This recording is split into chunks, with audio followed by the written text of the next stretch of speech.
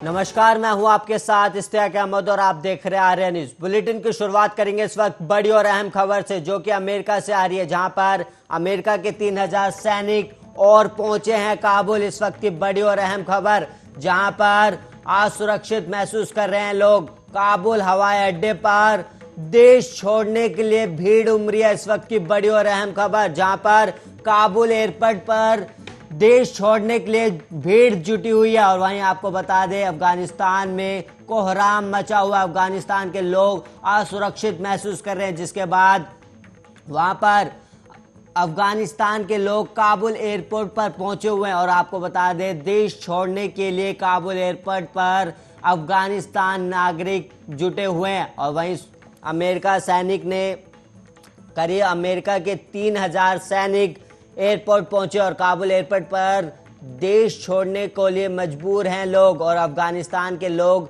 असुरक्षित महसूस कर रहे हैं, जिसके बाद अमेरिका के 3000 सैनिक और काबुल एयरपोर्ट पर पहुंचे हैं, जिसके बाद वहां पर हालातों का जायजा लेंगे और सुरक्षित तरीकों से लोगों को बाहर निकालना है, जिसके चलते अमेरिका ने 3000 सैनिक और भेजे हैं काबुल एयरपोर्ट पर। और वहीं आपको बता दें, जो बाइडेन ने देश को संबोधित करते हुए कई अहम बातें भी की है, जिसको लेकर अब उन्होंने कहा है कि अफगानिस्तान पर अमेरिका नज़र बनाए हुआ है। और वहीं आपको बता दें कि अमेरिका अब अफगानिस्तान के मामले में हस्तक्षेप कर सकता है।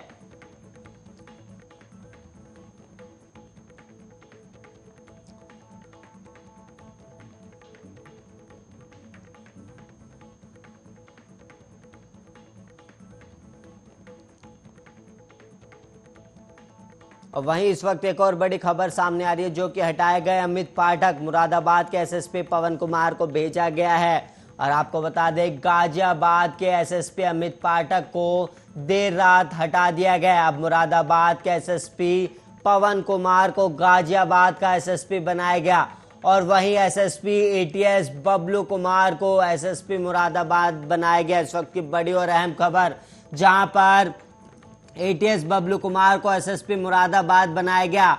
इस वक्त की बड़ी और अहम खबर, जहां पर आपको बता दें, गाजियाबाद के एसएसपी अमित पाठक को देर रात उनके पद से हटा दिया गया है। इस वक्त की बड़ी और अहम खबर, एसएसपी पवन कुमार को गाजियाबाद का एसएसपी बनाया गया है। इस वक्त की बड़ी और अहम खबर, जो कि मुरादाबाद से है, जहां पर मुरादाबाद के एसएसपी थे पवन कुमार, जिसके बाद अब उन्हें गाजियाबाद का एसएसपी बनाया गया। और एटीएस बबलू कुमार को एसएसपी मुरादाबाद बनाया गया। इस वक्त की बड़ी और अहम खबर, गाजियाबाद के एसएसपी अमित पाठक को देर रात हटा दिया गया। और वहीं आपको बता दें, नए एसएसपी पवन कुमार को गाजियाबाद का एसएसपी बनाया गया। इस वक्त की बड़ी और अहम खबर, जहां पर पवन कुमार पहले मुरादाबाद के एसएसपी थे, लेकिन अब उनकी पोस्टिंग गाजियाबाद में कर दी गई है। और एटीएस बबलू कुमार को मुरादाबाद का एसएसपी बनाया गया। इस वक्त की बड़ी और अहम खबर,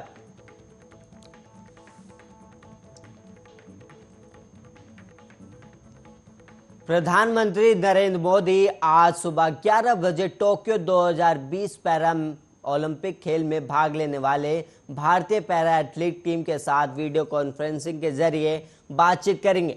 और इन खेलों में इस बार भारत की ओर से 9 अलग अलग स्पोर्ट्स इवेंट में 54 पैरा एथलीट देश का प्रतिनिधित्व करने के लिए टोक्यो जा रहे हैं। प्रधानमंत्री के साथ साथ इस कार्यक्रम में खेल मंत्री अनुराग ठाकुर भी जुड़ेंगे। और टोक्यो में 24 अगस्त से 5 सितंबर तक इन पैरा ओलंपिक खेलों का आयोजन होना है। और भारत की ओर से इस बार इन पैरालंपियों को खेलों में अब तक का सबसे बड़ा दल हिस्सा लेने जा रहा है। और आपको बता दें कि 8 अगस्त को समाप्त हुए टोक्यो ओलंपिक खेलों में भारत के एथलीटों ने अब तक का अपना सर्वश्रेष्ठ प्रदर्शन किया था। और वहीं भारत ने इन खेलों में 1 गोल्ड समेत 7 मेडल अपने नाम किए थे। अब देश को पैरालंपिक खेलों में भारतीय एथलीटों में मेडल जीतने की उम्मीद है। और वहीं इससे पहले पीएम मोदी ने कल टोक्यो ओलंपिक 2020 में हिस्सा लेने वाले भारतीय एथलीटों की नाश्ते पर मेजबानी की थी। और इस दौरान उन्होंने स्टार बैडमिंटन खिलाड़ी और टोक्यो में ब्रॉन्ज मेडल जीतने वाली पीवी सिंधु को आइसक्रीम पार्टी भी दी। और दरअसल टोक्यो रवाना होने से पहले पीएम मोदी ने सिंधु से बात करते हुए कहा था कि आपकी टोक्यो में सफलता के बाद मैं आपके साथ आइसक्रीम खाऊंगी।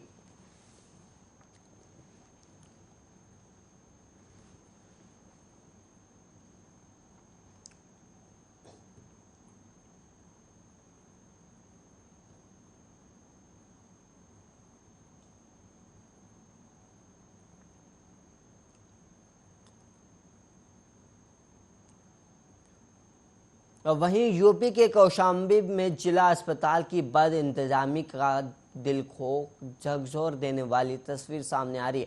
दरअसल अस्पताल के एसएनयू वार्ड में भर्ती एक नवजात बच्चे के स्टाफ की लापरवाही से हीटिंग पैड लगाने से मौत हो गई है।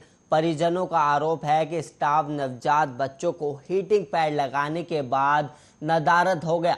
तकरीबन घंटे भर बाद परिजन बच्चों को देखने गए तो बच्चा पूरी तरह से जल गया था। उसकी छाती और पेट जलकर फट गया था। बच्चे का शव देखकर परिजन चीखने चिल्लाने लगे। परिजनों ने स्टाफ पर लापरवाही का आरोप लगाते हुए हंगामा शुरू कर दिया। मौके पर सीएमएस सहित अस्पताल के स्टाफ एसएनसीयू वार्ड में पहुंच गए। अस्पताल प्रशासन अब अपनी गलती पर मृतक बच्चों के घर वालों से माफी मांग रहा है और मृतक बच्चे के पिता ने मजनपुर कोतवाली पुलिस को तहरीर दी है और पुलिस ने तहरीर लेकर घटना की छानबीन शुरू कर दी है।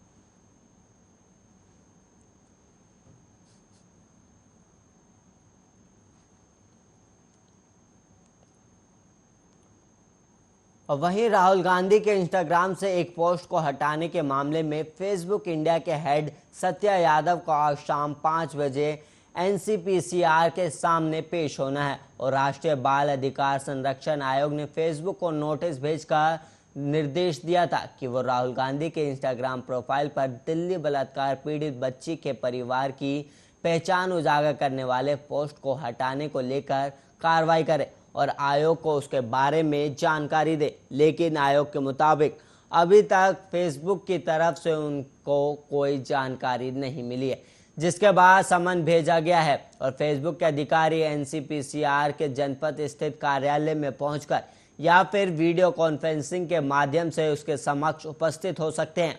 फेसबुक को पत्र लिखकर एनसीपीसीआर ने कहा था कि उसने राहुल गांधी के इंस्टाग्राम पर पोस्ट किया हुआ एक वीडियो देखा है जिसमें बच्ची के माता पिता की पहचान उजागर होती है। उसके मुताबिक इस वीडियो में बच्ची के पिता और माता का चेहरा स्पष्ट रूप से देखा जा सकता है और जो कानून का उल्लंघन है। दरअसल राहुल गांधी पर दिल्ली में कथित तौर पर बलात्कार पीड़ित बच्ची के परिवार से मुलाकात के बाद उनकी पहचान अपने ट्वीट के जरिए सार्वजनिक करने का आरोप लगा था, जिसके बाद राष्ट्रीय बाल अधिकार संरक्षण आयोग ने इस मामले पर स्वतः संज्ञान लेते हुए पुलिस और सोशल मीडिया प्लेटफॉर्म्स को कार्रवाई करने का निर्देश दिया था।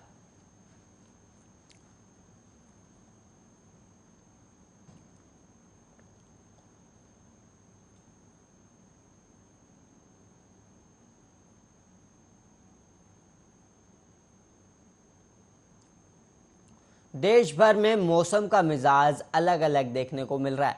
राजधानी दिल्ली में जहां बारिश के लिए लोग तरस रहे हैं तो वहीं देश के कई अन्य इलाकों में झमाझम बारिश हो रही है और एक तरफ दिल्ली वासियों को अगस्त महीने में भी उमस के कारण गर्मी का सामना करना पड़ रहा है, तो दूसरी ओर उत्तर भारत के कई इलाकों में झमाझम बारिश हो रही है। दिल्ली में उमस और गर्मी झेल रहे लोगों को फिलहाल राहत मिलती नजर नहीं आ रही। हालांकि मौसम विभाग ने बताया है कि दिल्ली और उत्तर पश्चिमी भारत के इलाकों में 18 अगस्त के बाद बारिश की फुहारें पड़ सकती है। मौसम विभाग के मुताबिक तटीय राज्य आंध्र प्रदेश, अंडमान और निकोबार द्वीप समूह के अलावा छत्तीसगढ़ के कुछ हिस्सों, उत्तरी तेलंगाना, विदर्भ, मराठवाड़ा और पूर्वी मध्य प्रदेश में आज बारिश की संभावना बनी हुई है। इन राज्यों के अलावा बिहार और झारखंड के कुछ इलाकों में हल्की से मध्यम बारिश तो कुछ जगहों पर तेज बारिश देखने को मिल सकती है। और वहीं यूपी और गोवा के कुछ हिस्सों के अलावा तटीय कर्नाटक और केरल में भी हल्की से मध्यम बारिश की संभावना है।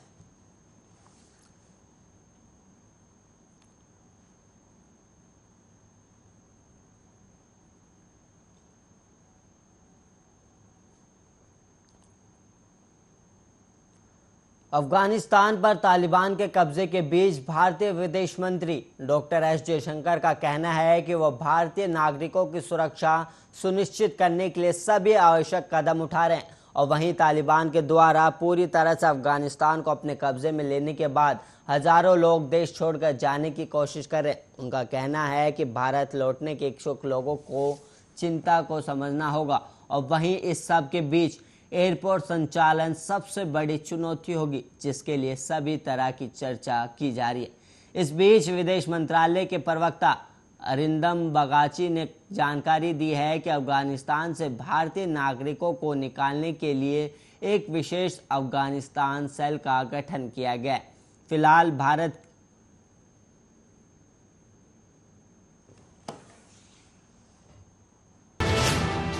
और वहीं महाराष्ट्र में कोरोना के मामले लगातार बढ़ोतरी देखने को मिल रही है। वहीं डेल्टा वेरिएंट का खौफ भी बढ़ता जा रहा है। राज्य में सोमवार को डेल्टा वेरिएंट के 10 मरीज सामने आए और नए मरीजों के सामने आने के बाद राज्य में इनकी संख्या बढ़कर 76 पहुंच गई। इनमें मरीज कोल्हापुर से, जबकि रत्नागिरी से 3 और सिंधुदुर्ग से 1 मामला सामने आया। इस दौरान राज्य में डेल्टा वेरिएंट से 5 लोगों की मौत हो गई। राज्य में डेल्टा वेरिएंट से पीड़ित 76 मरीज सामने आए। उनमें से 10 लोगों ने कोरोना वैक्सीन के दोनों डोज लगवा लिए थे, जबकि 12 लोगों ने सिंगल डोज लगवाया था। इन मरीजों में 39 महिला जबकि 9 बच्चे शामिल हैं, जिनकी उम्र 18 साल से कम है। और डेल्टा वेरिएंट से पीड़ित 39 मरीजों की उम्र 19 साल से लेकर 45 साल के बीच है। और वहीं 19 लोगों की उम्र 46 से 60 के बीच है, जबकि 9 लोगों की उम्र 60 साल से ऊपर है। और राज्य के state surveillance officer doctor Pradeep Awate ने बताया कि 37 लोगों में माइल्ड संक्रमण है। डेल्टा वेरिएंट को ट्रैक करने के लिए महाराष्ट्र ने जांच तेज कर दी है। और वहीं CSIR institute of genomics and integrative biological की ओर से 10,000 से अधिक नमूनों पर परीक्षण किया गया है।